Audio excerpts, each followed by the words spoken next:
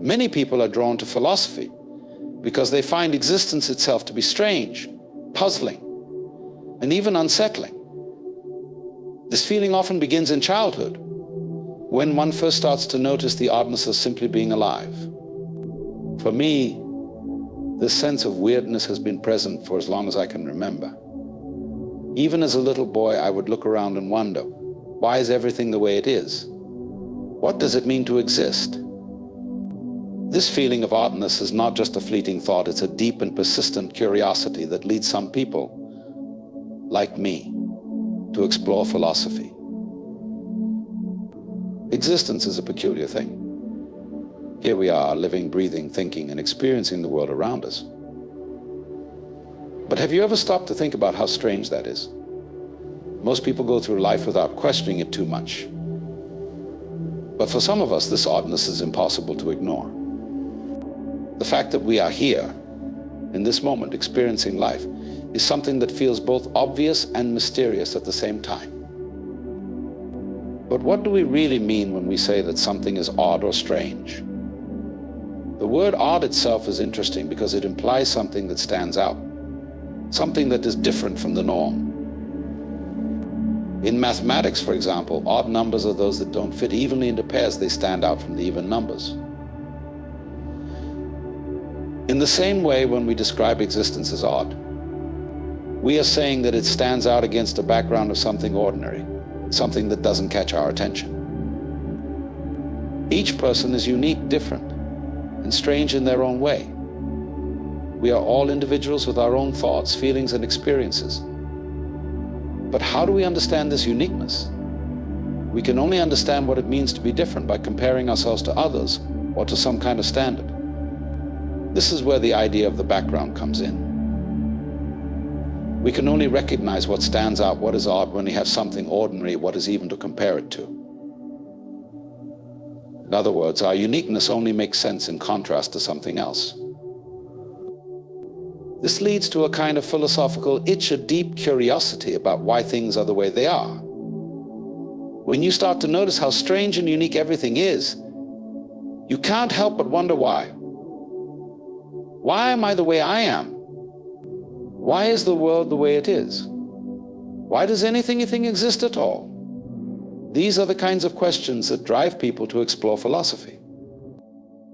However, as you delve deeper into these questions, you eventually realize that asking why doesn't always lead to satisfying answers. The question why implies that there is a reason or purpose behind everything. But sometimes there just isn't a clear answer. Instead, philosophers often shift their focus to the question of how does the world work? How do we experience existence? How do we make sense of the reality around us? This shift from why to how often leads people into other fields of study, like science, which is all about understanding how things work. Science seeks to uncover the patterns, structures, and laws that govern the universe. By studying these patterns, we can make predictions and gain a deeper understanding of the natural world. But even in science, the ultimate question of what is existence remains elusive. If you keep asking, what is this thing called existence, you eventually run into a problem. How do you define something as fundamental as existence? If we could answer this question, we would need to use words and concepts that are already familiar to us. But existence is so basic and all-encompassing that it's hard to find the right words to describe it. It's like trying to explain water to a fish. How do you describe something that is everywhere and that we take for granted? When scientists study nature, they often describe it in terms of patterns, structures, and forms. These are things that can be measured, analyzed, and understood. For example, we can describe the structure of a crystal, the pattern of a wave, or the form of a living organism. But when we ask what are these forms made of, we run into the same problem. To answer that question, we would need to define the very substance of reality. And that's not something we can easily do. When we ask what it's like asking whether something belongs to one category or another, for example, we might ask if something is a living being or an inanimate object, a plant or an animal, a man or a woman, a Democrat or a Republican. We use classification to make sense of the world by dividing things into groups. But if you try to classify everything in the group of all groups, you quickly realize that it's impossible. There's always something outside of any given group, something that doesn't fit neatly into any category. This is why the question, what is it, is so difficult to answer. When we try to define everything, we eventually run out of categories. We can't imagine what would be outside the group of all groups, so we can't fully answer the question of what existence is. Physicists, faced with the challenge of defining the stuff of the universe, eventually gave up on trying to find a fundamental substance. Instead, they began to describe the universe entirely in terms of patterns and forms. These are the basic structures that make up reality, and they can be studied, measured, and understood. But when people ask, what is the pattern made of, they are still looking for that elusive substance that underlies everything. When you look closer at things, you find that all the stuff of the universe turns into form. For example, a carpet might look like a solid object, but under a microscope, you can see the crystalline structure of the material. If you look even closer, you see molecules, and if you go further, you find waves. But even then, people think that the waves must be made of something. However, when you get down to the most basic level, substance or stuff seems to disappear. It's all just patterns and forms interacting with each other. The word matter is often used to describe the physical substance of the universe. But when we say, does it matter, we're really asking, is it important, or does it measure up to something? The word matter comes from a Sanskrit root that means to measure. This idea of measuring or quantifying things leads to the concept of Maya, which is often translated as illusion, but Maya also means magic or creative power. It's the force that shapes reality. The word illusion comes from Latin and originally meant to play or to pretend. So when we talk about the illusion of reality, we're really saying that reality is like a game or a play. It's something we create and experience, but it's not necessarily the ultimate truth. In this sense, reality is like music. Good music doesn't try to represent anything else, it's just music. You don't ask a musician what their music means, you just listen and enjoy it. In the same way, the world is a self-expressing reality.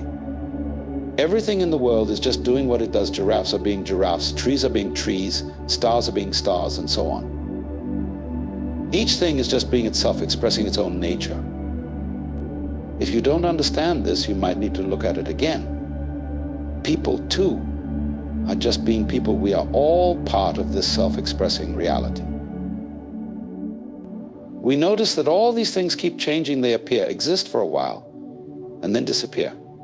This constant change is a fundamental part of reality. But if you get too focused on your own form, your own identity, and existence, you start to worry about making it last as long as possible. This leads to the belief that you have an instinct to survive. That survival is the most important thing. Today, most people agree that survival is important. We think that certain behaviors help us survive while others don't. And we try to live our lives in ways that promote our survival. But when you tell yourself that you must keep living, you create a problem. Life is a spontaneous process. It happens naturally and without effort. But when you impose a rule on yourself that you must survive, you're forcing something that should happen naturally. This creates a double bind, a situation where you're required to do something that can only be done voluntarily. This is a problem that many people face, especially as children. They're told to do something that can only be done if they want to do it, which creates a conflict. In the same way, when we tell ourselves we must keep going, we're creating a conflict within ourselves. We're not living in the present moment. Where reality truly is, we're always thinking that satisfaction will come later. Many people live their lives with the belief that happiness and satisfaction will come in the future. They think that if they just work hard enough, achieve enough, or survive long enough, they will eventually find fulfillment.